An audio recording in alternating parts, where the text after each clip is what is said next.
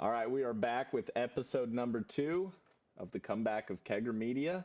And this one's going to be a good one because there's been a lot going on over this past week, past few days in basketball. Before we dive into the whole Luka stuff in AD, I just want to read an excerpt quick of this general manager for the Dallas Mavericks, just to put things into perspective for people and who they were dealing with.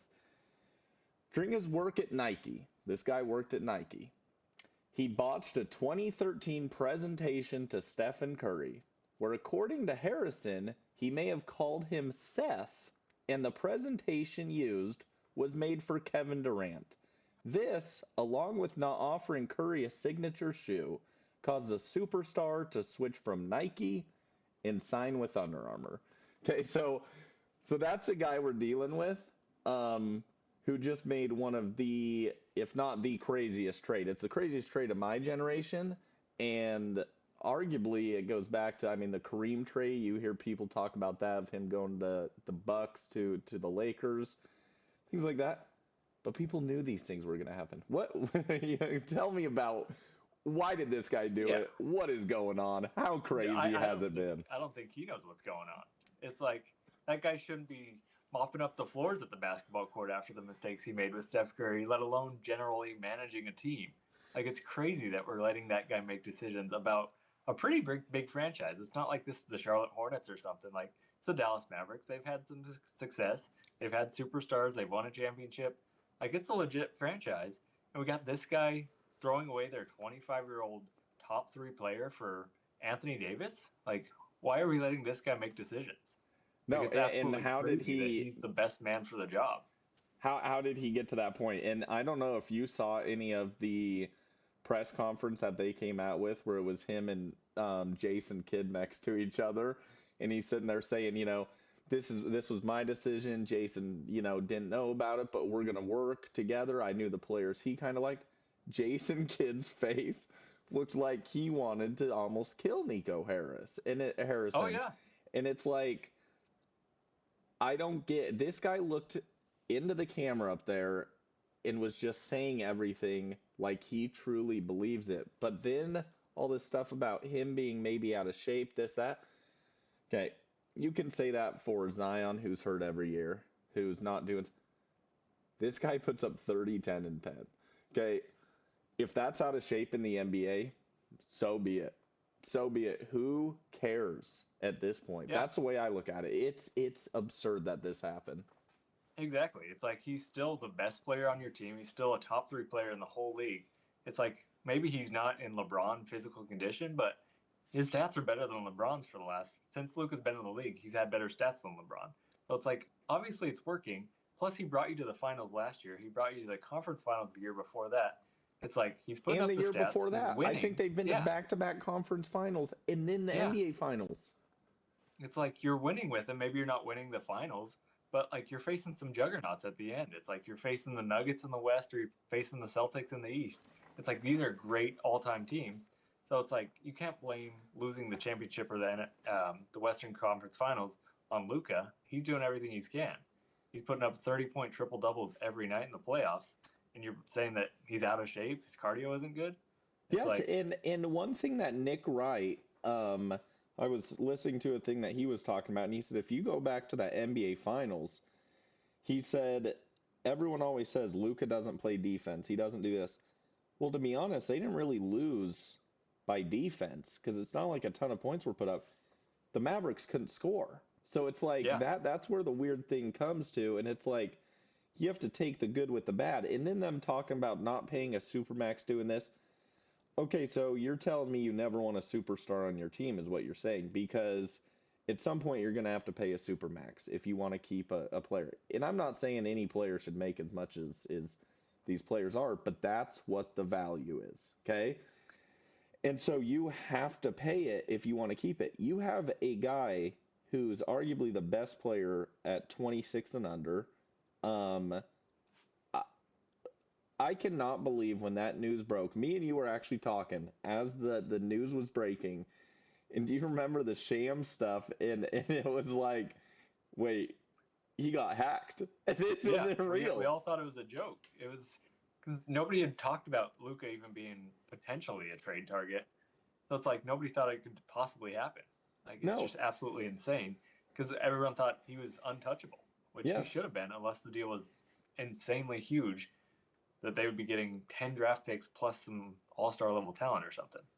No, it's honestly unbelievable, and that's where this general manager is really dumb in my point of view is because a player of that caliber, if you are going to trade him, you kind of put him out on the trading block in a sense because they could have got a lot more than a 31-year-old Anthony Davis and then pretty much a pick. I mean, I know they got Max Christie too. That's just throwaway. You put him out there and they could have got a absolute haul for the guy. Yeah.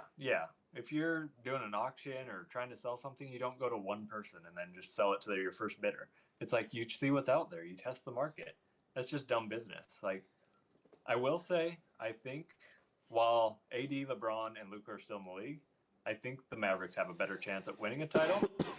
I still think the trade was dumb because Luka's a generational talent and he's probably going to play in this league for 15 more years. So the Lakers are set once LeBron retires. Yep. But with that being said, how do you think Luka fits with the Lakers and how do you think AD fits with the Mavs? And who do you think has a better chance of actually winning a title the next few years? Yeah, so that's where, it was such shocking news, and we'll sit there and say how awful of a thing the Mavs are, but then you need to take a step back and kind of look at the entire thing, and it's like, okay, I think it can benefit the Lakers with Luka, just in the sense of LeBron. You even heard JJ Redick say it the other night. They played in Washington, not on a primetime game, not on national television. And he came out afterward and he says, LeBron's the one who still sets it for us. He's the one who gets us going. Dude's 40 years old. At some point, he needs someone else. That's where I think Luka will help him. It'll be able to have where LeBron can play off the ball for a little bit, rest up, be ready for the playoffs. Now, when it comes to the Mavericks, if AD can stay healthy and if Kyrie can stay healthy and if they have a healthy team, they actually can be contenders. I'm not saying championship. I don't know. They might be. But we've all seen Anthony Davis at his top end. Anthony Davis is a really good player. And when it comes to defensively, he is good down there. He blocks shots, gets the rebound. He can defend the paint just as good as anyone in the league. That if everyone stays healthy and with their role players and everything, I actually do think they'll be good. Now, this general manager can't make any more dumb moves in the next 24 hours because he did already make another dumb one after the Luka one where he traded away Quentin Grimes for Caleb Martin. Caleb Martin, yeah, for nothing. Yeah. He got Grimes worse, he got older, and he lost a pick. So that's like another thing. Now, I do feel that the Mavericks actually will do well with this. I know Kyrie and Luka did make it to a final and stuff, but they are both ball-dominant players. This kind of gives it back to Kyrie where it's like, hey, it's your team. You go run with it. Then AD's kind of your person to help out. So I actually do think that team will be good. It was just such shocking news that you just think like, hey, Mavericks lost the trade. They got screwed. What's your thoughts on it? Do you think? Yeah. I mean, I like it for the next 3 years for the Mavs. I think Kyrie and AD will fit well together. I think with Klay Thompson and a few of their other role player pieces, I think they actually have a real shot. Plus, Kyrie and AD have already been to finals. They've won finals as one of the top two players on a team. So they're experienced, and I think they could do it. With that being said, do you think either team, we're about 12 hours until the end of the trade deadline, do you think either team needs to make a move to maybe get another third star in Dallas or get a big man in LA? So I think Dallas, I don't see them making too many more trades. I think they will. Now, when it comes to the Lakers, I think they almost need to make a trade. So I'm a Jazz fan, okay? Right now we're just in straight tank mode. It's pretty bad. I think the Lakers they don't need another scorer. Austin Reeves can score. Dalton Connect can score. Luka Doncic, LeBron. They have so many different types of scorers on that team. I think they need a person who can be down low, block.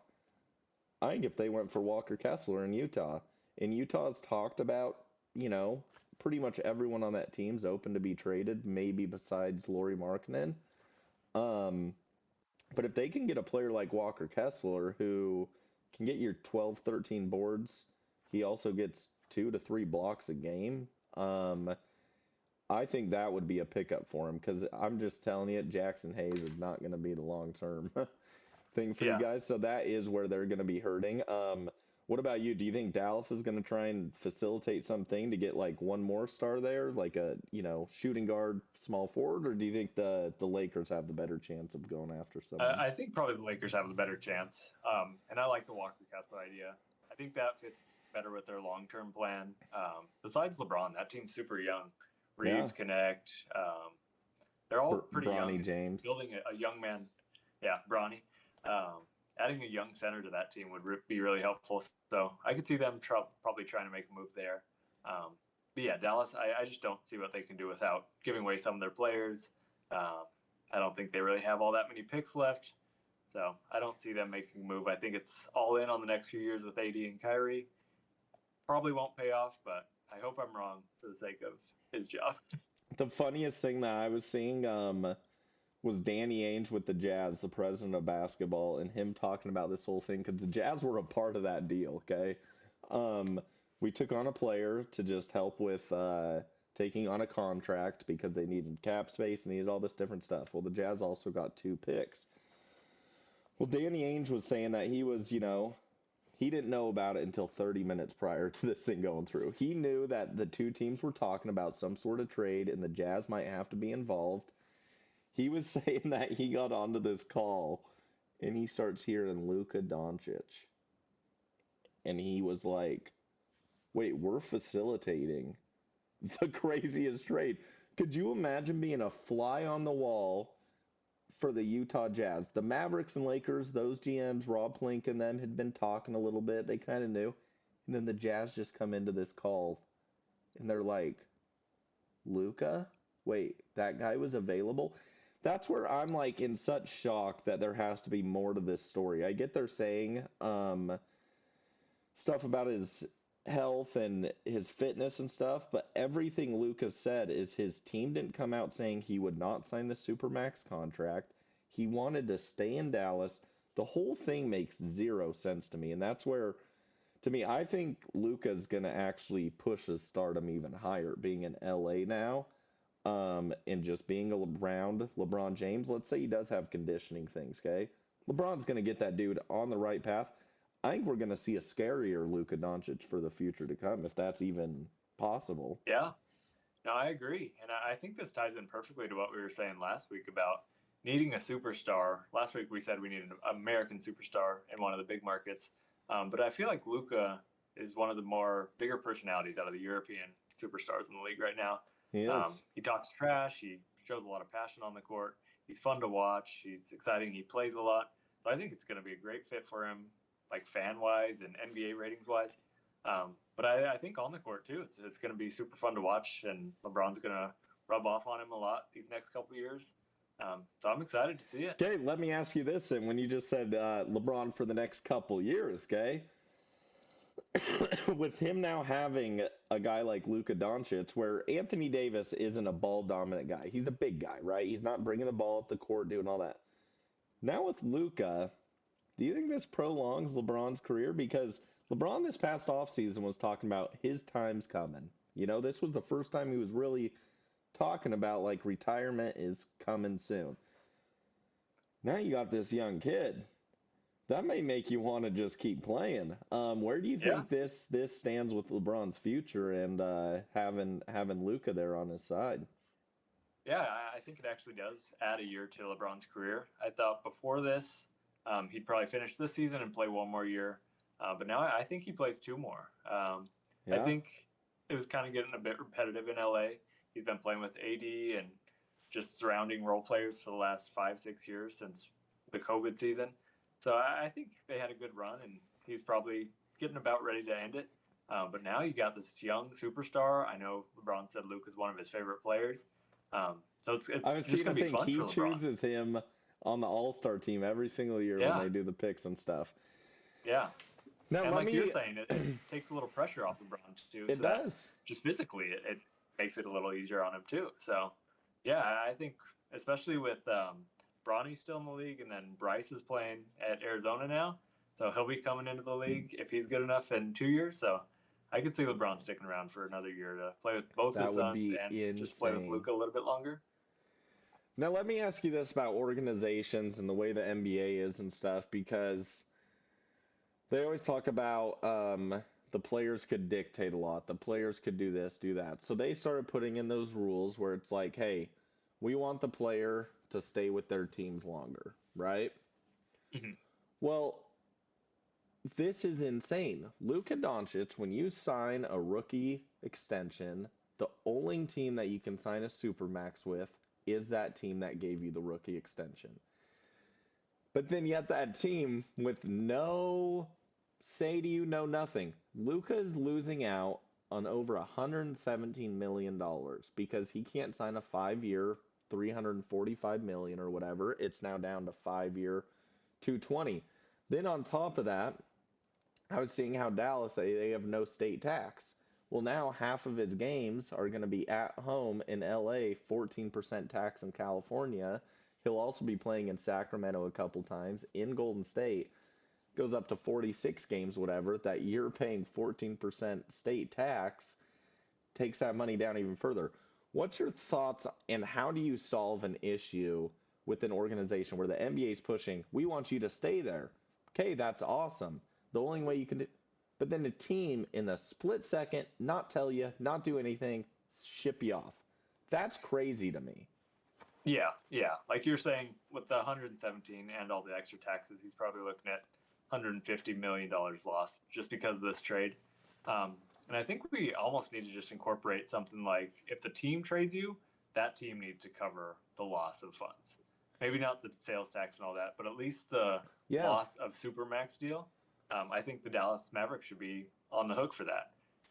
If it's a free agent thing and Luka I decided to actually leave, like that. I never thought yeah, about the team that trades you has to cover. If they end up signing with that team you traded to, Mavericks cover that cost. Mavericks should cover, yeah, because Luka did nothing wrong, and he's losing out on 117 plus more because they decided to trade him. It's like, and he wanted to stay, and he chose to stay. Like, if free agency had happened, I think he would have chosen to stay. So Yes, if he left on his own, I think then, sorry, you lost the money. But if a team trades you, they should be on the hook to cover the difference at least. I actually do. I didn't even think of that, and I think that is brilliant because then it gives. Because if they're pushing it to where the player should stay there, but then yet the teams can trade it, boom, the team, sure, you can trade him, but then you're up for $117 million if he signs that Yep, extension with the Lakers. exactly. Yeah. Okay, another one. You being a little Sacramento Kings fan, okay? We've had so much craziness. Here's what's funny is this whole time, me and you have been talking about De'Aaron Fox, De'Aaron Fox. Luka just came out of nowhere. It's kind of just Yeah. blew the De'Aaron stuff to the side. Um, but unfortunately for the Kings, you guys did lose De'Aaron Fox. Um, he got his thing. He wrote some heartfelt message saying, I want to spend my career there. Thanks for taking it. A 19-year-old kid, 27-year-old man's leaving. He didn't want to stay. He wasn't going to No. stay. And I don't know if it Yeah. was fully him, but maybe Rich Paul maybe shouldn't be your agent because there was some push going on there in Sacramento. Yeah. So the If way he I actually look at wanted to it, stay, he could have made it a lot more clear, and he could have came yeah, out with a statement saying, "Don't trade me, I want to stay." But he obviously didn't do that. He wanted to go to San Diego, and he's yeah. just not man enough to admit that. No, see, and so that's the way I look at it from me with the Jazz. We had great years with Rudy Gobert and Donovan Mitchell. There was too much stuff going on. Neither were going to keep signing contracts doing this. I'm a person that if that player's not going to stay, let's get stuff for him. Okay? So I know you see stuff online of all this De'Aaron hate and Sacramento people going after the Kings organization for trading him and this and that. Well, I think you guys didn't get too bad of a group of people because especially Zach LaVine, and then the picks that you guys got because De'Aaron was going to leave, and Yeah. you guys were showing that you could win without him. What do you think your guys' lineup looks like now and going into the future, especially even you guys getting Valanciunas tonight as well? Yeah, no, I love the trade. I saw a lot of people online kind of clowning the Kings, saying we didn't get a great value, but it's like we had no leverage. Fox said he was either going to leave or you trade me to the Spurs, so we had one team to negotiate with. We got a player in LaVine whose stats are very similar to Fox's this year. We got 2 first-round picks, 3 second-round picks, and a few other picks. Do you which we have turned that? into Read that to the Valanciunas. viewers. Read that to the viewers of the because it is pretty insane. At people don't realize how good Zach LaVine um, is actually doing. Is right here this season alone. Games played, De'Aaron's played 45, Zach LaVine 42. Okay? Points per game, 25, 24. Rebounds, almost 5 and 5. Assists, yeah, De'Aaron's got him by 1.5 assists. But then you go down to the stats that I think are very important. Field goal percentage, LaVine is almost 5% higher. 3-point percentage, 12% higher. Okay? I'm not saying you got De'Aaron Fox because they're different type of players, but you didn't get a scrub either. Yeah, exactly. And I don't think too many people watch Bulls games, so they don't know what Zach LaVine's capable of. But statistically wise, like he puts up very similar numbers to De'Aaron Fox. Plus, we got a bunch of picks for him, some of which we turned into a backup center. So I think it was a great trade given the circumstances. I wish in a perfect world we would have got more first round picks or an even better player for Fox. But with the situation as it was, I think it was a pretty good deal and I'm excited for the future. I think we have a great starting 5. I think having Valanciunas, Keon Ellis, and Trey Lyles coming off the bench is going to actually be pretty solid. So if we can stay healthy, I could see us not winning the championship, but I could see us winning a playoff series or two, Yeah. which makes me And I excited. feel this can put the ball more in Sabonis's hands, playing like a mini Jokic in a sense, doing what Yeah, Jokic does. And I shouldn't even say mini. It's crazy when you look at how big Sabonis is. He's actually like a 7-footer. Um, but an amazing passer that he can maybe hold that position that Jokic kind of has. Um, and then I think just getting, not that De'Aaron was a bad locker room guy. I haven't heard anything bad about that. But it can't be sitting well with the team when you know all this stuff is going on, right? Of like yeah. De'Aaron saying he's not going to sign, do this. I think this could actually make the Kings better. What's your thoughts, though, of do you think the Kings at some point will move Malik back to the bench and maybe even put in Keon Ellis at the starting position? And I think Monk is better, but just going off, Monk is great off the bench as well, and he can be a scorer to come right in. Yeah, I think that's what we need to do. Night after night, you look at the Kings bench and they put up 5 points, 7 points as a combined unit, the whole bench team. And that's just not going to fly in this league. You can't put that much pressure on the starting 5. So I think downgrading the starting point guard to Keon Ellis or picking someone else up at the trade deadline would be a smart move so that we have a true leader in Malik Monk coming off the bench. And then we also have Jonas Valanciunas coming off the bench now too. He's a seasoned veteran and a big man, so we don't have to rely on Trey Lyles to be our backup center anymore. I think So yeah, that I think that's is a an great move. amazing pickup for you. That Valanciunas is going to be huge when Sabonis does get into foul trouble because he does play hard. Fouls are going to happen. Man, do you guys have a good center coming in? Oh yeah, When he and then you can also have it to where you can have a big boy lineup and you can have both those boys in there because Sabonis is so good facilitating the ball at the top of the key that you don't know how they're going to work. It's going to be fun to watch the Kings, actually. I'm excited to watch yeah, you guys. yeah. I don't hate the idea of moving Keegan Murray to the bench too and starting both bigs with DeRozan, Levine, and Monk, and then having Keegan come off the bench because he's been struggling a bit since he's been starting. Yeah. So I wouldn't be opposed to seeing how that works. I saw the big Um, smile on your face, too, when Kevin Herter was a part of the trade. I'm sure that oh my was. gosh, yeah.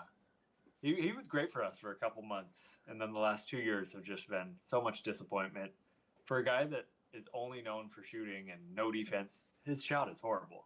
He's been shooting below average from the 3-point line the last 2 years, and that's just killing us. That's the only thing you're here to do, and you can't even do that. So it's like, please get rid of him. So I'm so excited.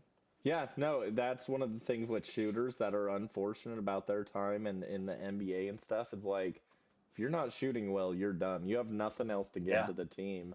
And that's pretty much all he was a shooter. Um, and so I am excited. How do you think in the long run the Spurs are going to be? Because you look at that Spurs lineup, man, is it young, and do those boys know how to ball? I actually think this trade really benefits both teams. Oh yeah. Yeah, Other I than think the the trade Bulls, even though definitely. the Bulls got rid of Zach LaVine, the Bulls are just getting screwed. But it Yeah. benefits the Spurs and the Kings, I feel, quite a bit. Yeah. No, the Spurs definitely improved. Um, I'm still not sold on them as like a championship contender. I know they have a lot of young talent, but I'm not really sold on any of them individually just yet. I'd want to see them develop a little bit more, or get a third star, a mid-sized star. Mm-hmm. So I just don't think Fox has been on some good teams with the Kings and has never even won a playoff series. So I know he's never had a Victor Wembanyama, but Victor's never won a playoff series either. So um, yeah, I think they're at least one more great player away from actually contending. And I don't know if that's ever going to happen for them. What is your thoughts on this? Going back to kind of the Lakers and everyone, it just kind of dawned on me of a team that I'm surprised hasn't made anything because it's just hard to even watch them. Is the 76ers? What is your thoughts if the Lakers kind of went all in and tried to get Joel Embiid? I think if there's any organization that can change a guy around, because right now I'm sick and tired of Joel. Okay, but when he is playing good, guy's fun to watch. What do you think Joel Embiid, LeBron James, and Luka could do together? I think that would be special. That'd be three of the best players in the league when they're healthy on the same team. And yeah, I think the sky's the limit if you get that team together. And I think it makes sense for both teams. Yeah, The Sixers have been playing really well with Tyrese Maxey as their only healthy superstar. And it's like you've had Joel Embiid, Maxey, and Paul George on the same team for a couple of years now, and you haven't done anything. I think it's time to rebuild around Maxey, get rid of George while he still has some value, get rid of Embiid while he still has some value, and just see what you can do with Maxey. And the Lakers, yeah, why not go all in for a big man while you still have LeBron? Like the I think perfect that time to would be. compete is while you have LeBron. Yep, and I think that would be phenomenal to watch. Even after LeBron's career's done, watching Luca and Joel would be something special. And when you say about getting rid of someone while they're still worth something and everything, boy, did we see something tonight. So there was a lot of talks around Kevin Durant maybe going back to Golden State. Can a trade be done? Well, he said he didn't want to, and it sounds like it may have something to do with Draymond Green. I don't know. I think Draymond Green is a menace. I think he's actually hurting Steph Curry's career because I don't think a lot of guys want to go there, a lot of superstars, and play with Draymond. So they end up going with the one superstar they could get, Jimmy Butler tonight. Um, they had to give up Andrew Wiggins, Kyle Anderson. Um, who else was in the trade? Um, First round pick, I believe. First round pick. That they trade all this away for Jimmy Butler and then give him an extension, a 2-year, $121 million extension. Jimmy Butler has been averaging about 17 points a game this year or something. He's been whining his butt off. When he doesn't want to play, he won't play. Now they're all saying the big three in Golden State. Okay? There's not a big three there, I can tell you that much. Just talk to me about Jimmy Butler because I'm completely lost on why this guy's value is so high. I'm not understanding it. Yeah, I don't get it either. I think he's been in a great organization with the Miami Heat that's had some success since he's gotten there, and he's got credit for leading them to championships. When really, I don't think it was really on him. He has been the best player on that team, But there's a lot of other great players on that team. It's well coached. There's a lot of good young talent. So I think it was And more if of you an go back, a organization lot of players success. get hot throughout it. Tyler Harrow did. Bam Adebayo. They have developed a lot of players that I think he's blown out of proportion, man. Yeah, no, I don't think the move makes any sense for the Warriors. I like the idea of going all in while you still have Steph Curry. You have to just go for it or trade him because you don't want him to just kind of 9, 10 seed for the next 3 years and then retire. So I like making a big move, but I don't think Jimmy Butler's the one that moves the needle for that team. Maybe it helps them a little bit, but like you were saying, it's not really much of an improvement over Andrew Wiggins. They had to give up some talent and some future picks to get him. So it's like maybe they win a playoff series, but that team can't compete with the Nuggets. They can't compete with the Thunder. They can't compete with the Rockets. Like they're not going to get out of the West. And then if they do, they're not competing with the Celtics or the Bucks. So I think it was just a dumb move, and especially extending him. That's so much money to give a guy that's past the prime of his career and might not even work with Steph Curry. That's what's insane to me is that a team like the Warriors, which I'll admit, I respect the Warriors that they'll go all in. Okay? That's the one thing about the Warriors. They'll go all in. They'll spend money. They give Jimmy Butler a 2-year, $121 million extension, as the Mavericks can't even afford to give a super max to Luka Doncic. Okay, none of it just makes sense. But that's where I do respect the Warriors is it has to be fun being a fan of Golden State in the sense of that team's always trying to win. And I'm not saying Jimmy Butler is the answer because I don't think he is, but at least they're trying things. You know, I've been a fan of teams that just aren't trying. They don't push too much. Luckily now the Jazz are trying to make some moves, get some draft picks. But that's the one thing I at least respect about the Warriors is trying to at least keep winning. Yeah, I mean, I'll give him credit. But looking at the stats, I just pulled up Butler's and Wiggins' stats this year. Butler's averaging 17, 5, and 5. Wiggins is averaging 17, 5, and 2. So you got the same player. It's he's not going to make much of a difference.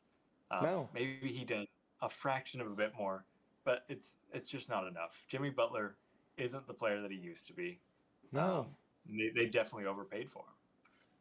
How do you But think? Oh, go. with that being said, um, none of the top four teams in either conference. We got the Cavs, the Celtics, the Knicks, and the Pacers in the East, and then in the West we got the Thunder, the Grizzlies, the Rockets, and the Nuggets. None of them really made a big move at the trade deadline so far. Do you think any of them need to make a move to actually compete, or do you think they're kind of set where they're at?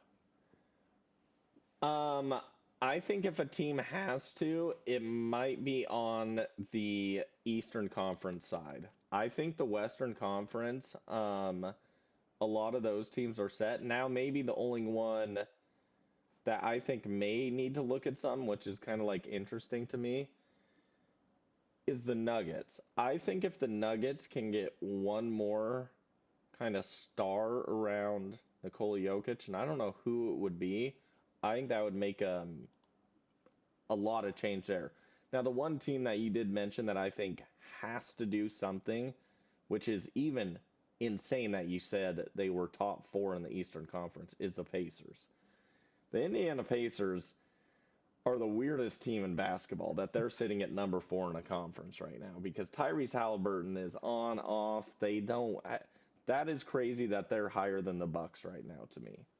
What are your thoughts on those top four teams of each side? No, yeah, I agree. I was surprised too. The Pacers' point differential this year, they're plus point 0.6. So they're scraping by in their wins and they're losing big. But yeah, they're sitting in it fourth overall in the East. So credit to them. Yeah, I wouldn't mind seeing them make a move. I think maybe adding a star player to the Rockets might help. They're super young, and I'm really surprised at their success too. So if they could add a superstar like Kevin Durant or something, I think that would help them come playoff time. Yeah, like you said, I think most of the teams sitting at the top of the conferences are pretty set. They're very deep. They have good benches. They have a good mix of young guys and veterans, and that's kind of why they're sitting at the top. So, What um, is your thoughts on because this team is just I think they're amazing, and I'm even looking at them tonight. The Thunder. They're playing the Phoenix Suns tonight, okay, who are sitting just on the cusp of playing games to this and that. The Suns need a win, right? The Thunder are up 130 to 96, okay? Can anyone stop, especially when Chet comes back? Can anyone stop this Thunder's team? Because when you think of like a big guy, okay? Well, Chet's a guy that can shoot. He's a big guy. He's not even playing right now. But yet, if you need that rebounding, they have it in Hartenstein. They have scores. They got guards. They got bench players. This Thunder team could be good for years if they keep this together. I know there's been a lot of great Thunder teams with the Russell Westbrook, Katie. This might be their best. Yeah, no, I agree. I think they're hands down the best team in the NBA. And they probably have the brightest future in the NBA. Like you said, all of their players are young, besides Hartenstein. Yeah, their whole team is young, and they're 39-9 without Chet, who's probably their second best player. So it's like that's pretty incredible that you're going to add a 7-foot superstar to this team that's already winning 4 out of every 5 games they play, and they're all under 25. It's like this team's going to be the future of the NBA. And they still have draft picks to come. That's what's insane in what they did, and they hit on all of these draft picks. I'm seeing tonight that SGA has 50 points. On top of that, they have other players on nightly basis that have over 10 points. Lou Dortz always does. Jalen Williams does. They have the 2 Jalen Williams. They do. Yeah, I forget that. And then Aaron Wiggins. They have scores that come in at all time when SGA's even off. But SGA might be the best scorer in the NBA when he needs to get to a spot. That guy's unbelievable to watch. And I think a lot of people don't get to see him because they're not on national TV. They're starting to get to that point. But being like we've talked about, that smaller market team, if SGA was in New York or he was in LA, dude, that guy would be a freaking superstar. Oh, yeah, 100%. Yeah. No, I'm super excited to see the future of that team. And they're a strange case for me where usually a team that's sitting at the top of a conference this late into the season and has a ton of draft picks, I'd want them to make a big move to get a Kevin Durant or a Jimmy Butler just to add another piece to that team.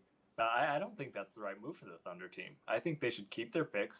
Obviously, chemistry is working with this team right now. Build around what you got and keep the future of your franchise healthy, and just keep building around them. There's no need to make a big move. You're already the best team in the NBA. Just keep rolling with that. And when you see them like after the game, they all get along. It'll be like all 7, 8 of them around the reporter is like SGA's getting interviewed. They're tossing water. They're just hanging out. Seems like a big old family because they're all so young and everything. And then them picking up Hartenstein this offseason was massive to do that because now they have every position filled at what you want. No matter who they play, they have a lineup to play that team. Now, a team that I have to ask you who is kind of turning some heads this year, and everyone always says, Spike Lee, he loves them, these New York Knicks. Is it finally their year? Can it be their year? I think it could be. I don't think it will be. I think the Celtics are still the best team in the East. I think it's going to come down to them and the Cavs, and I think the Celtics just have the edge. They're a lot deeper. They're more experienced in playoffs, so I think it'll come down to those two. But yeah, I think the Knicks are a close third team in the East, and they're pretty deep too. I don't think Brunson or Cat are the guys that you can rely on come playoff time. I could see them maybe winning a playoff series or two, but I just don't see those two as leaders of a championship level team. I agree. What's your thoughts on the Eastern Conference? Do you think, other than the Celtics and the Cavs, do you think there's a team I think the Bucks won it a few years ago, okay? They still have Giannis. Today they made a trade getting Kyle Kuzma. Not saying that'll change a lot, what it'll do. I don't think it's the worst trade. Chris Middleton's getting older. Get kind of a younger guy. I don't think that's the worst thing, but do you think they have any time to compete? Do you think they will? Will they put things together? Because they've been playing good after the start they had, which was horrendous. Yeah. I think any team with Giannis has a chance come the playoffs. I would be surprised if any team besides them, the Celtics, the Cavs, or the Knicks, made it out of the East. I think the Bucks have a realistic chance to make it out and even win the title. Because Damian Lillard hasn't been playing his best basketball for that team, but we know what he's capable of come pressure situations. And with the addition of Kyle Kuzma, it can't hurt. We'll see how it works with a little bit of the pressure off him now that he has two other scorers around him. He doesn't just have to rely on Jordan Poole. So I think they have a chance, but I'm a betting man. I'm still putting my money on the Celtics. Okay, what about on the Western Conference? Would your money right now, if you're a betting man, is it the Thunder? Do you think they're just the outright best team? It would either be the Thunder or the Nuggets. I think same thing with Giannis and Jokic. Come playoff time, you never count them out fully. It's kind of like LeBron 5 years ago. If he's still in the game somehow, even if they're down by 30, down 3-0 in the series in Game 4, he's still got a shot. So I think Jokic is the best player in the NBA still. Yeah. And he always has a chance to compete, but that OKC Thunder team is just so deep and just working so well together. In a 7-game series, I don't see any team in the NBA beating them. See, and that's what I think is so difficult with the Western Conference is you do look at the Western Conference compared to the Eastern. The Western Conference beats himself up just to get to the NBA Finals. Because you look at the number 1 seed, Oklahoma City Thunder, and then you look at the 10 seed sitting down there. It's the Dallas Mavericks who just got AD pairing with Kyrie. Then you have the Phoenix Suns who have KD, Devin Booker sitting at 9. Okay? The Kings who just got that 1 through 10, and then you can even throw in 11 on the Warriors who now got Jimmy Butler. The Western Conference is insanity. Yeah, no, it's insane. Just looking at the play-in teams, it's like on the West, like you were saying, we have the Timberwolves, the Kings, the Suns, and the Warriors. Like 4 great teams with great superstar players. And then in the East, you got the Pistons, the Magic, the Hawks, and the Bulls. It's like the Magic and the Hawks are solid. They have some superstars, but it's like the Pistons and the Bulls, like they have nothing. How are those play-in teams? It's crazy. With that being said, do you think the NBA should at some point go to a league-wide standings to determine playoff seeding, 1 through 16 maybe, to just kind of avoid this East-West discrepancies? You know, that would be very interesting to see. I think the only... You know, I think in the long run, I think it actually could work out. I've never, put too much thought into it in the sense of, you play more of your conference and all that, and I think it's to do with travel time and different things like that. But it just seems like for the past 10 years, you take away, LeBron being in the East and all that, and that's kind of one of the things everyone always talked about LeBron being in the East, is he could step his way to the finals. It's been a long time that the West is this dominant. That something almost needs to change because it is crazy that the Chicago Bulls are most likely, and if the Brooklyn Nets get hot, they could be a play-in team. The Brooklyn Nets, dude, they should not be anywhere near there, okay? Yet there's going to be a team in the Western Conference, such as Steph Curry and the Warriors, Victor Wembanyama. One of these teams isn't even going to have a play-in game, but all of us want to see those players in there. Are you a person who's for getting rid of the conference and just going 1 through 16? Yeah, 100%. I'm for that in all of sports. I don't think it makes sense in football where a 7-9 or 7-10 team now will make the playoffs, and then say like a 10-7 team doesn't because their division's a lot tougher. I don't really like the seeding. Like you're saying, right now Dallas and San Antonio aren't even in the play-in. So it's like we're not going to see Wembanyama, we're not going to see Davis, we're not going to see Kyrie, but then we're going to have to watch Marvin Bagley. He's on the Wizards now. But whoever's on the Pistons besides Cade Cunningham, whoever's on the Bulls now that they got rid of everyone, it's like we don't want to watch those people. We want to watch Wembanyama. We want to watch AD and Kyrie. We all want to watch Kevin Durant. And it's like what you were saying with the NFLs. I'm a Vikings fan. This year, us just losing that final game against the Detroit Lions made it to where we went on the road for our first playoff game. We had a better Even though record. You had the third best record in the league. That's crazy to me that we then had to go on the road. No, they should have came to Minnesota. Okay? Yeah. I get us not having the first round bye. That's fine. Detroit Lions did. Look at how their season went. It should have literally been in Minnesota. We had the better record. It shouldn't go off your division winner, where you stand with this division, where you do that. No, that is insane to me. And I know you being a Seahawks fan, you've benefited from that in the past of a bad record getting in. Yeah, we won our division at 7-9 about 10 years ago. Hold my dick. But I think that's so dumb. Below 500 teams should not be making the playoffs when less than half of the teams make the playoffs. That's just a dumb system. Just because your geography is closer, like you're closer to these teams, that's who's in your division. Like, it makes no sense. You're all in the same league together. It should be based on your overall record compared to every other team. Yeah, and then it wouldn't be in those people's minds of like, you always hear about it. They traded him within the conference. They traded him. You shouldn't be worried about that. Go to the best place that you think you can play. Now you take that away, you're going to see trades just happen the way they're supposed to happen. None of this in division, out of division. You know what week it is right now? Super Bowl week. Super Bowl week. I have to say, we got a big game coming up. We got a big game, and we saw a star born this week, and his name is Jameis Winston.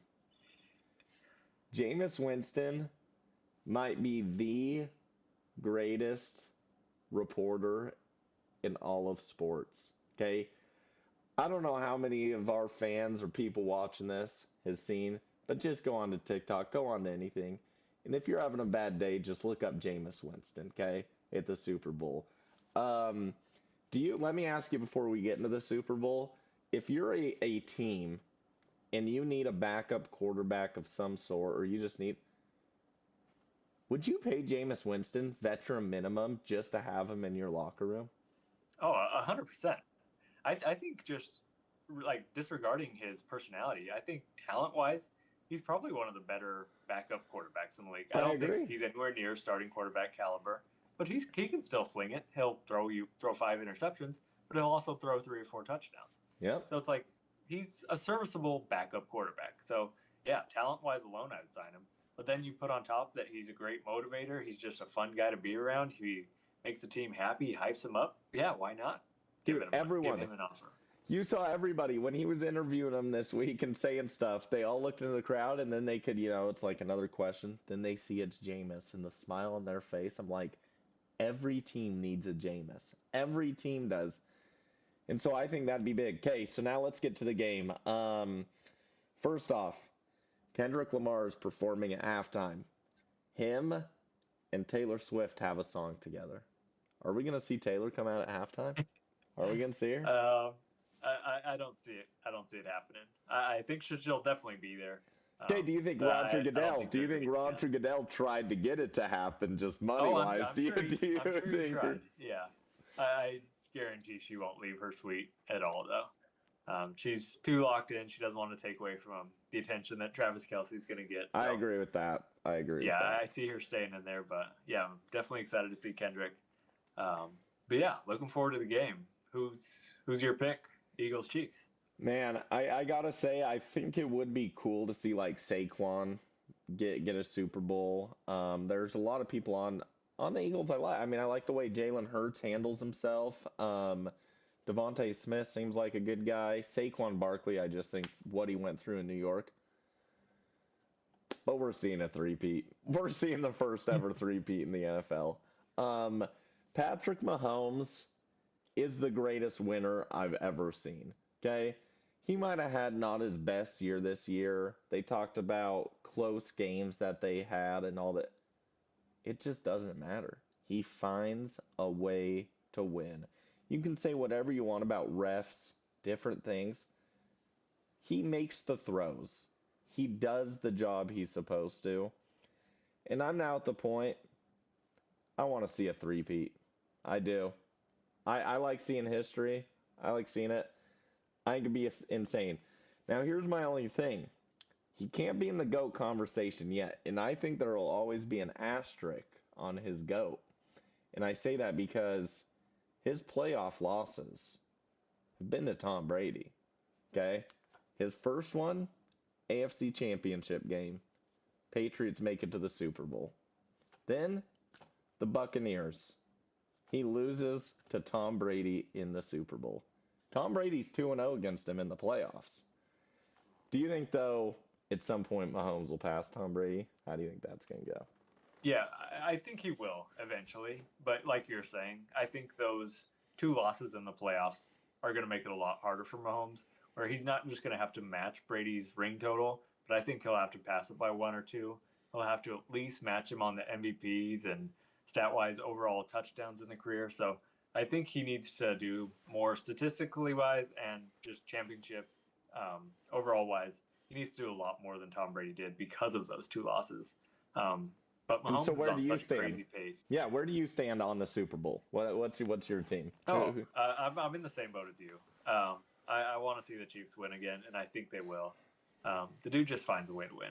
Like you were saying, this was one of his probably worst years of his career as a starter, and they went 15-1 in the games that he played. They lost the last game; he didn't play, but they kind of wanted to lose that game, so the Bengals couldn't get in. So it's like, even in a down year, this dude's winning 15 out of 16 games. The one loss coming to the Bills, who are a great team in their conference. So it's like, the dude just finds a way to win.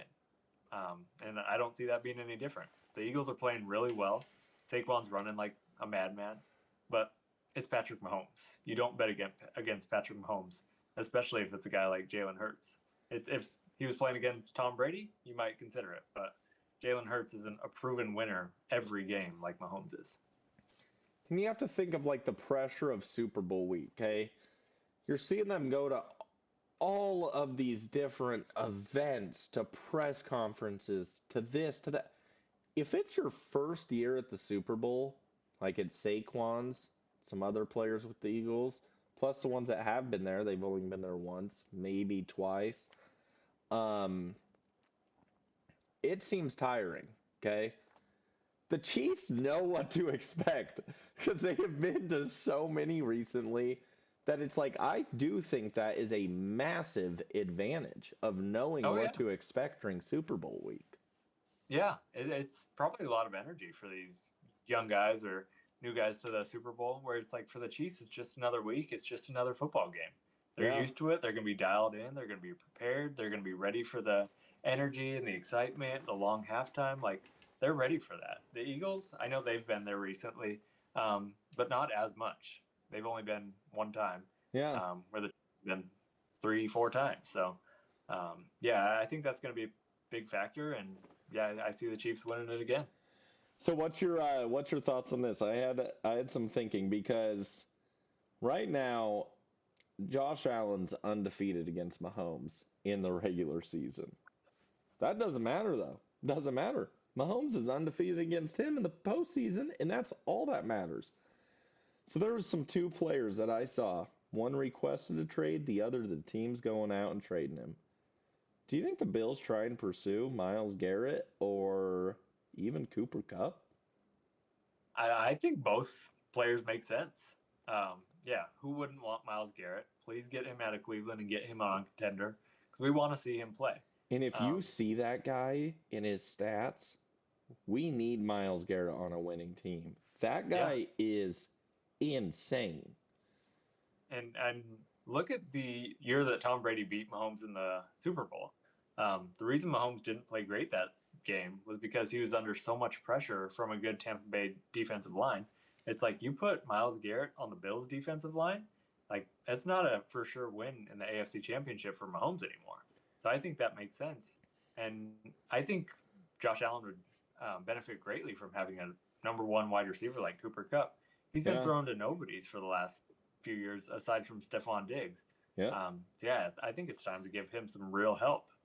And I think if you're the Bills, like you just said, I think Myles Garrett's more important than Cooper Kupp. If they can get Myles Garrett, they should do everything they can. Because the way the Bucks did beat him, I remember Vita Vea was coming in rushing, the big dude for the Bucks. There was so many linemen that Mahomes, I remember thinking, man, this is the end of the Chiefs. Thank God he got one Super Bowl because Yeah, this is it. I thought it was he over. figured it out. Yeah. Oh man, that was the craziest thing watching him just run around with his head cut off because his lineman couldn't block. So it's like, wait, if you're the Buffalo Bills, you better go all in on Myles Garrett because if they're willing to trade him, that's what you need. You need someone to put Yeah. pressure. You're obviously going to make it to the playoffs. You guys are good enough. Now you got to make it past the Chiefs. That's what it is.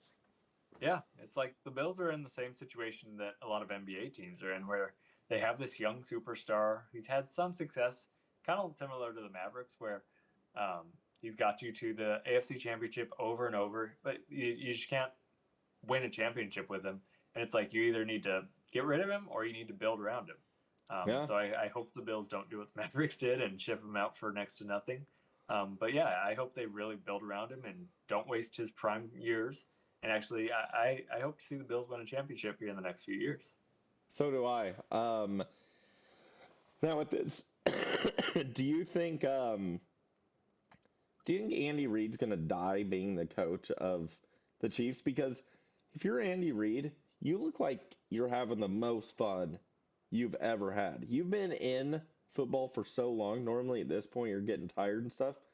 Dude, Andy Reid is living the life. If you have a person of Patrick Mahomes' talent, how long do you coach for? Oh, you coach until that man retires. Yeah. If Right? Patrick Mahomes is still a like starting quarterback of that team, you keep coaching. He's Doesn't similar to matter. Jokic or Giannis, where it's like if he's on the team, you have a really good chance to win a championship.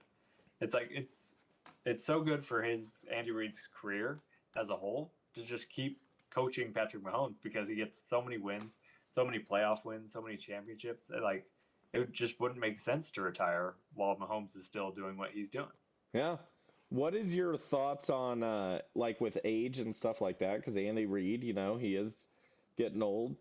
But then another player on their team that is Travis Kelsey. He's 35 years old. For a tight end that blocks, you're getting banged up a lot. How many more times do you think Travis Kelsey has? How many more? I could see him playing longer than a lot of people think. I saw he was asked at the Super Bowl, and he says he thinks he has another 3 years in him, which I think he does. Yeah. We've seen him take a major step back too, and they've incorporated Noah Gray, and they have a ton of receivers on that team. So I think that's all they have to do is just kind of lessen his workload, take some of the pressure off him. But yeah, I could see him playing at a high level for another 2 or 3 years. I don't think we'll ever see prime Travis Kelsey again. Yeah, I can see him Do you doing think what he did Taylor this will ever year. have an influence on it? Do you think he'll end up falling too much in love that he just has to bounce out of the NFL?